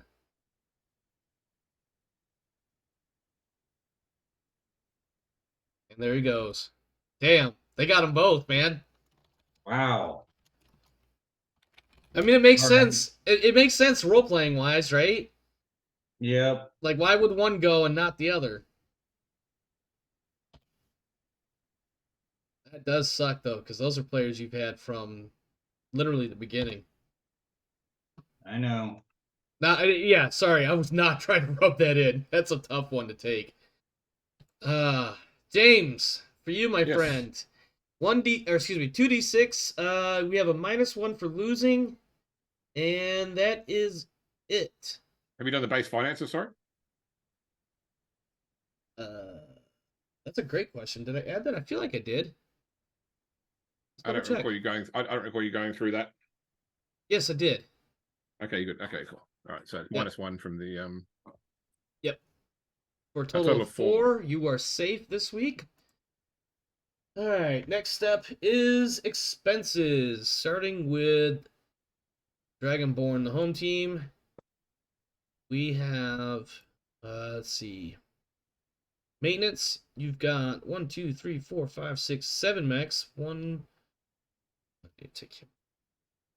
2, 3, 4, 5, 6, 7. So -4 for maintenance, because even though Rick's dad was just drafted, the maintenance still counts for the week. Salaries now. Oh shoot! You know what we need to do?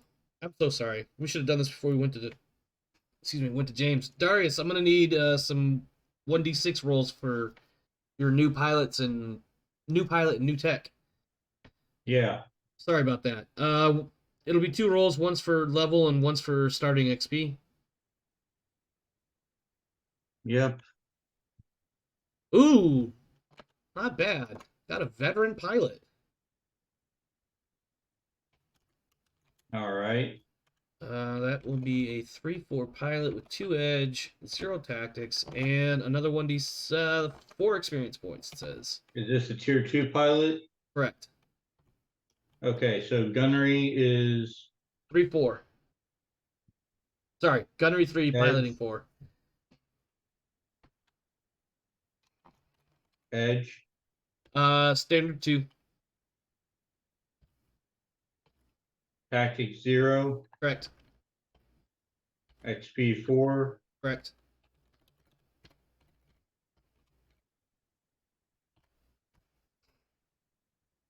And one of us can come up with a name when you have time, or whatever.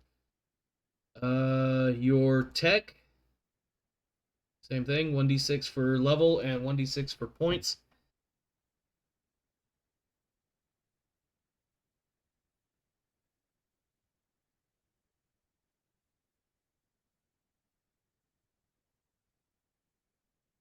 That's a green tech.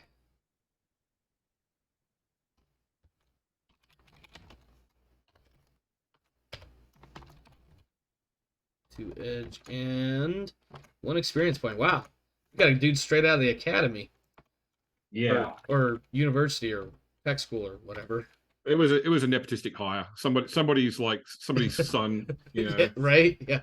Somebody help me out here. Okay. All right. Now salaries. That's what I need to do. Okay. 2 for all the greens and regs. 3, 4, 5, 6, 7.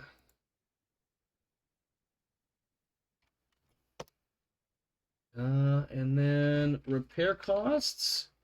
We are looking at, let's see, Warhammer 7A is +5. With light damage, that makes it 6. The other Warhammer didn't take any. The Grasshopper doesn't count, so you've got -10 repair cost. I don't know why I did that. Okay, there we go.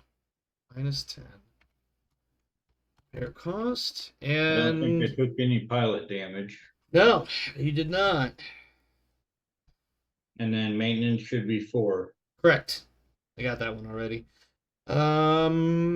Get to, and then medical 0. You have +1 fans for winning, so nothing else gets added. All right. Let's take care of the debutantes. So I did check, by the way, with the repairs that according to the salvage report, the guillotine only counts as having the 1 hit critical. That's it. Breach doesn't cause like lasting criticals. It just they count as non-functional for the rest of that match. Okay. All right. Well, in that case, So yeah. I guess it will be repaired as heavy rather than repaired as crippled. Yeah, and I can live with that. Well, I mean, it's not my guillotine, so of course I can live with that. But that's good for insofar as that goes, though. All right. So first things first, maintenance for the debutantes. You have 1, 2, 3, 4, 5, 6 mechs with 1, 2, 3, 4, 5, 6 techs. So that would be a -3 on the maintenance. Salaries, you didn't lose anybody, so everything should be good there. 2, 3, 4, 5, 6, 7, 8. And then your repair bill, we are But, looking at... So what does the Phoenix Hawk count as? Destroyed or crippled, or how does that work on? The Phoenix Hawk was crippled. Okay, so I've got one. I've got now 2 crippled and a heavy, because the Wolverine was crippled with a gyro hit. Yeah, yep, that's right. So let me pull up my little cheat sheet here. Starting with the guillotine, that was at heavy. That's a heavy. That is 6. And the 2 mediums crippled is also 6, so it's going to be a -18. Ouch. When I get 5 back for the. I was just thinking the same thing. +5. So I wrote down -18R and then +5R for your repair sponsorship there. All right, so -18. You do have 1 medical. Cliff took a hit somewhere along the way. Yep. Other repair sponsors 5. So you actually, I think you broke even. No, not quite. Oh, your fan income changed it a little bit to make it. Oh, your marketing also. That's what did it. Okay. Make sure I'm not missing anything here. 1 medical, repairs, salaries. Repair rolls is next. All right. Starting with the Dragonborn. I hope you got your roll 1d6 copied, ready for pasting. For your Warhammer 7A, I need a 2+, and you have 5 attempts. Darius.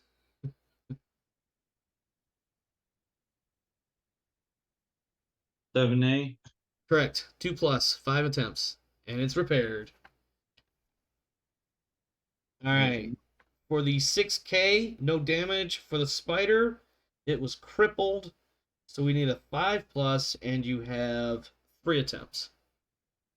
1, 2, 3. Spider is still busted.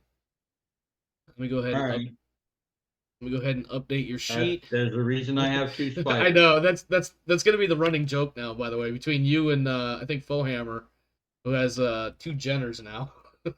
Oh, really? I think so. Actually, now that I said that out loud, I might not have been supposed to say that, but whatever. What's he gonna do? Fire me? All right, we have a crippled spider recorded there. All right, now for oops, I dropped my pen. And now for the debutantes. Yep. Mr. James, I need a 3+ for your guillotine. You have 3 attempts total. And there you go. All right, for the Wolverine, I need a 5+ with 4 attempts. 1, 2, there it is. There you go. And for the Phoenix Hawk, I need a 5, and you have 3 attempts. There you go. Wasn't the Phoenix Hawk cord? It still only counts as crippled because it wasn't utterly destroyed. That is utterly destroyed. Unfortunately, not the way Megamech counts it. I know according to BattleTech, I almost said a time of Total Warfare. Total Warfare. There's a mech is killed through. Oh Jesus! Now my brain is failing me. Center torso, internal structure destroyed, or 0. And then there's one other thing that actually kills the mech.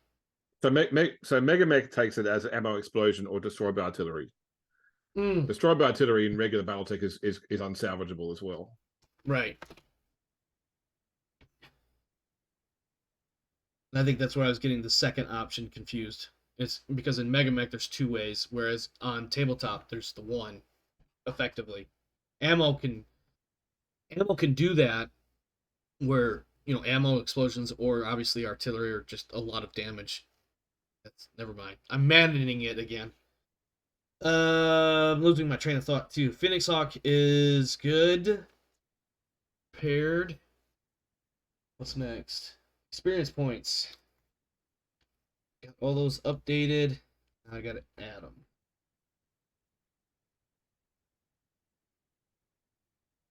Pilots, starting with Bamsey gets 2.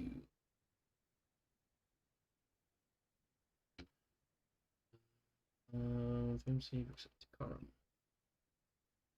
2. Tex. Lozano. And Streptopolis. Alright.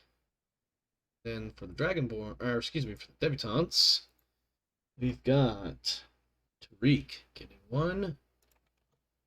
We've got Bui getting 1. And we've got Clift getting 2. And then, because I forgot to do this earlier, for 4. And double check, experience points are awarded. We're good to go, I think. So let me go ahead and swap it back over to the other screen. Right as I'm saying that, my cat is literally clawing at my toes, little shithead. Alright. Go back into the interview room, and I think we see Olaf sitting there with a... I don't want to say a look of shock, but definitely a little bit of surprise. And for those that don't know, Olaf is, of course, Swedenese, hailing from more or less somewhere near Rosselhag. So he has no real love for either the Draconis Combine or the Lyran Commonwealth. So he's kind of stuck in the middle. He's not really favoring one team over the other. So he's just going for the whole, please entertain me. And he leads off with, gentlemen, that was a good match. I can't argue. I don't even know which team I wanted to win more, but here we are. We have a winner, the Dragonborn. Congratulations. Wow, that Phoenix Hawk took a lot of firepower to die. Holy sh... Well, I can't say that word on TV. Isaac, how's it? How are we feeling? Like I mean, both teams kept the Grasshopper alive, which is kind of the secondary objective there. But that Phoenix Hawk survived right up until the last moment. Yeah, look, I mean, at the end of the day, as I said before, it was an uphill battle here. And I think that only going down by the single victory point, I feel pretty good about that result, especially given that it literally went down to the buzzer. Like literally that final kick was what actually swung it from our way to our opponent's way. But that, it was a kick's easy to make, especially on a prone opponent. So I think that that was a good result for my opponent. Certainly, as I said, we had to think of tactics, and the only real tactic I could come up with when facing something like that 7A Warhammer, which we just didn't have the burst damage to take out, was to pretty much go spider hunting and then run away the rest of the match and try and run out the clock. And that seemed to go relatively well. But I got a bit greedy going after that grasshopper with the DFA. But you got the sport has to be entertaining as well as professional. It was entertaining, and I will point out before I move on to a thought or two with Mr. Montgomery here, watching that guillotine making those wide arcing, I always call them wide arcing flank. They probably weren't quite that extravagant, but did notice some flanking maneuvers attempted by the guillotine. They didn't really pay off very well, but they were there, perhaps if nothing else, netting some distraction. Any thoughts? Actually, for either one of you. Call a 70-ton mech a distraction. It's difficult when something the size of a building is moving around.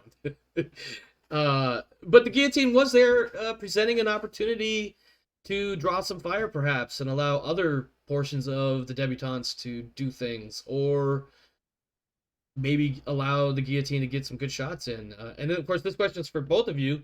Like I said, I did notice the guillotine moving around a little bit, kind of on its own and a little bit unsupported. But what was, I guess ultimately, what was the thought process and versus what we got out of it?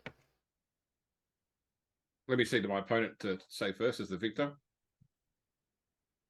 I mean, I was trying to get more points, and I did not succeed in that area.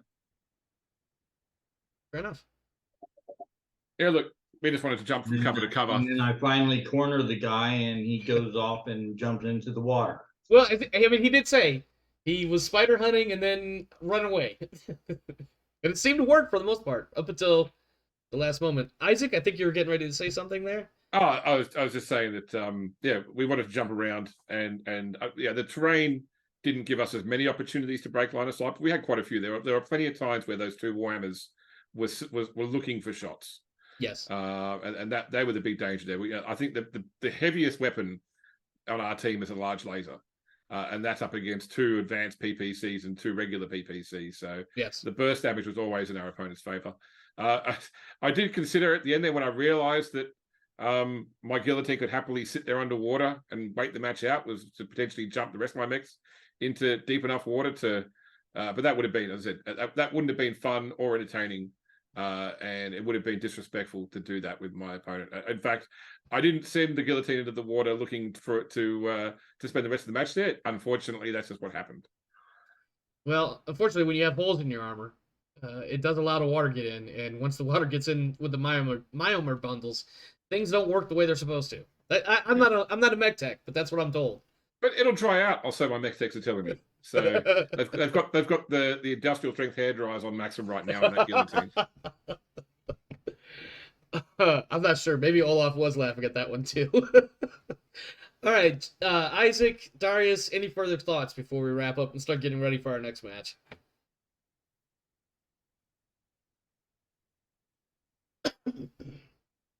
Not that I can think of offhand. Oh, you missed the perfect chance for an evil laugh with a cat in your lap, I gotta say.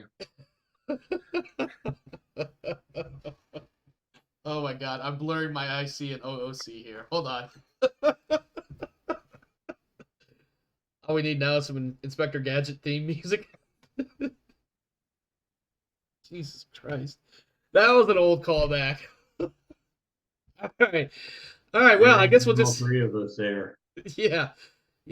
I noticed a trend between the 3 of us. We don't all have the same hair color. And I don't mean that we each have different hair color.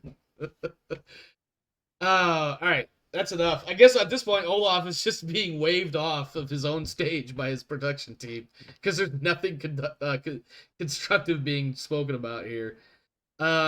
James, Darius, that was an interesting match. It was not as violent as I was hoping it would be, but I don't know why I keep blending in my own background so much. But yeah, no, I was definitely expecting a lot more explosions, but it might just be my playstyle versus the way you guys are doing it. And I know Darius is incredibly methodical and thoughtful, looking for the perfect spot every single time. James, look, I thought it was going to be the toughest match I was going to face, the toughest opponent to face. Yeah. And so, I just wanted to try and minimize the losses and the points differential here. So you're definitely not wrong. Actually gave me a tough challenge. Yeah. I agree. I sat there watching it, and I'm just thinking to myself, I really hope these two are challenging the shit out of each other. Yeah, no, when you're looking at 4 PPC barrels across the field, you got to have 4 or 5 of your own in order to be, you can't do a stand-up fight with that, against that, I should say. And I think using that terrain on that side of the map that you did there, James, really, really, really mitigated a lot of potential damage. And yeah, there might have been a couple of moments of questionable line of sight calls, but Megamech's great, but it's not perfect. Have you seen the film Clear and Present Danger? One of the Tom Clancy films? I'm sure I've seen it, but it would have been years and years ago. It's got the scene in that where they're doing the sniper training and the sniper's in the grass trying to get close to it. And when he finally stands up, they say, how did you get so close? He said, sir, the sniper approached the gunnery sergeant by being a sneaky bastard, sir. Yeah. That's what I was going for. The only way I was going to get something out of this match was to play a conniving match. Was it a stand-up fight? Was not for me. Nope. But yeah, still, it was that was a great end to the match, I think, to literally have it turn on the last roll of the game. Yeah, I definitely. Although you would have been 100% on that roll, though, is that right, Darius? What's that? The kick was 100%, wasn't it? Even with 5 gunnery. Yes. Because it's -2 that for last kick was -3 for being prone. So. Yeah. So Yeah, I was definitely sitting there, and when I saw you basically break for the spider, I was like, okay, he's gonna get this kill, but it'll get him on the board, but hopefully it will, hopefully he can keep that. And then, yeah, right at the end, I was like, yeah, despite your best efforts, that Phoenix Hawk is dying. yeah, It's I not I, looking I good. needed him to fail these 7+ PSR on the 20+ damage. Yeah, And if he fell down no kick, and that would have been the end. yeah, But, yeah.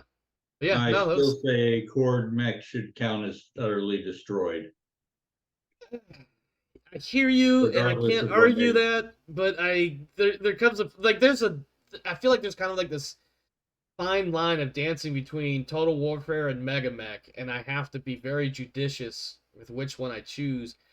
If this was a tabletop fight, then we have to go with Total Warfare because Mega Mech doesn't even come into consideration. But we're using Mega Mech, and I think we have to lean more in that direction. May not be a great answer, and even coming out of my mouth, it tastes like a political answer. As James said earlier tonight, let the politicians do the politicking, and let us get to the action. I don't think it would have changed the result because the spider was destroyed by Senatorsa damage as well. So it would have been whatever plus we've got on one side would have gone on the other if you change that rule. So I guess the most important thing with any rule is consistency. Yeah, and I think the only other thing that would have changed is just the repair cost, or in this case, the repair cost versus whether or not the mech is recoverable. Or all right, well, that is it for our episode. Our first match of week 3. We've got a couple more coming up. We've got Saturday and Sunday recording sessions to cover the Golden Suns match as well as the Honeybees and Dover Crows. So that means the other 2 matches will be GM matches, and I will be streaming those probably, looking ahead, I'm probably going to stream those on the 19th. That's a Tuesday evening. I don't have anything else planned as of right now. So most likely those 2 matches will be streamed that night, which means the weekly recap video will come out towards the end of the week, and around about the weekend of the 22nd, 23rd, 24th, we'll start seeing some new dates coming out for week 4. So stay tuned. Hope you enjoyed the show. Hope you enjoyed the match. We've got some more coming up. We've also got some more streaming events coming up. So if you really want to stay in the loop as to what's going on, the best answer is to get on our Discord. Of course, the link is included below. Gentlemen, I've asked James this once or twice, but I'll go ahead and do this really fast. Darius, if people wanted to stalk you on the internet, where can they find you? Are you on Twitter or anything like that? Actually, it's not even On called Facebook. Twitter. I'm on